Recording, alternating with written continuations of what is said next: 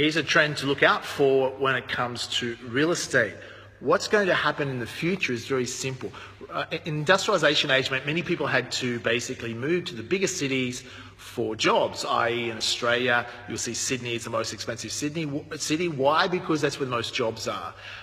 Melbourne is about half the price of Sydney, but still has a lot of jobs because they've obviously have better infrastructure and a lot more land available. So as a result, property prices there are cheaper. But what's going to happen in the future? Already you start to see this trend of people becoming entrepreneurs, contracting. The age of 9 to 5 corporate careers of salary base is coming to an end. More and more people, whether it's through robotics and automation, with Amazon and Airbnb and Uber, more and more people will be moving to working part-time. So what's that going to do to real estate prices? It means you no longer have to live in an expensive city to work.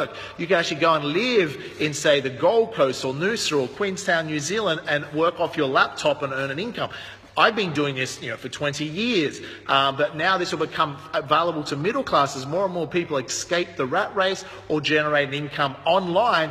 Therefore, you don't have to live in an expensive city. So property will increase more in value in the ideal locations where people either retire, semi-retire, or move to because they can enjoy the internet income. Make sense?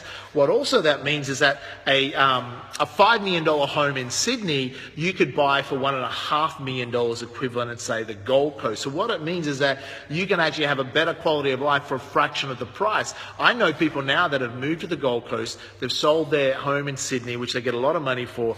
They can buy a nice home on the water in the Gold Coast. Still, you can get pretty nice mansions for $1.5 million on the water in some locations.